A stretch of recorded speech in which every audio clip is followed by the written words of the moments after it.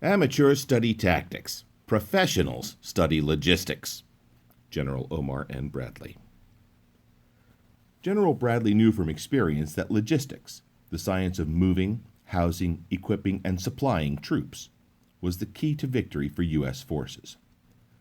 The sheer size of the U.S. Army's presence in the European theater of operations, over 2 million men at its peak, meant that the horse-drawn logistics and supply lines of the previous century would be inadequate to the task.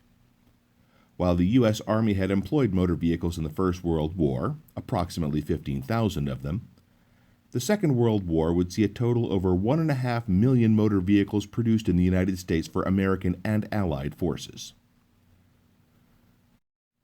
The success of the German blitzkrieg across Europe was due in no small part to its reliance on mechanization, with entire divisions moving at the same speed to the battlefield. To liberate the continent, a similar approach would be necessary.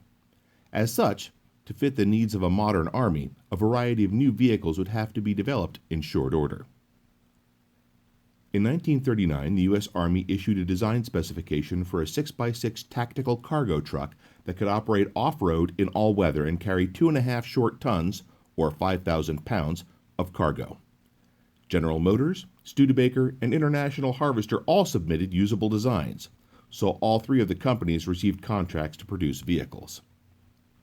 The General Motors CCKW was adopted for the U.S. Army, the International Harvester M56 for the U.S. Navy and Marine Corps, and the Studebaker US-6 to supply Allied countries under the Lend-Lease Act.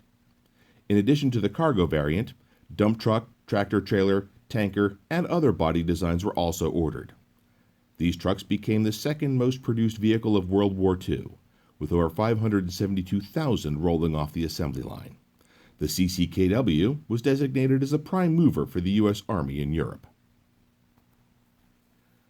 Recognizing the need for smaller, lighter trucks in the 3/4 to 1.5 ton range, the War Department issued specifications for them in 1940. The Dodge Motor Company moved to get these trucks into production almost immediately.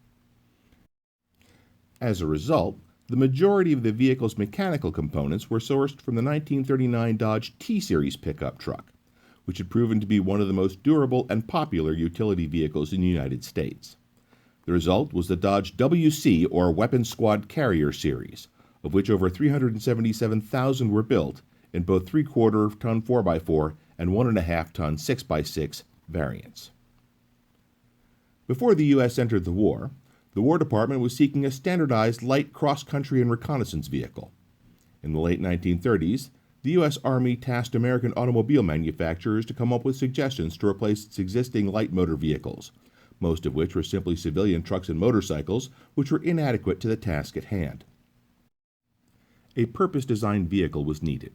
As the Army specification stated, a general-purpose, personnel or cargo carrier, especially adaptable for reconnaissance or command, and designated as a 1/4 ton 4x4 truck. Only 3 companies entered the design competition: American Bantam Car Company, Ford Motor Company, and Willys Overland Motors. While the Bantam design was the clear winner, Bantam did not have the production capacity or fiscal stability to deliver on the scale needed by the War Department. What followed was the most unique and successful solution to the problem. The losing companies, Ford and Willys, would adopt a standardized version of the Bantam vehicle and produce it in large numbers. The resulting vehicle, known as the Willys MB and the Ford GPW, was referred to by GIs simply as the Jeep.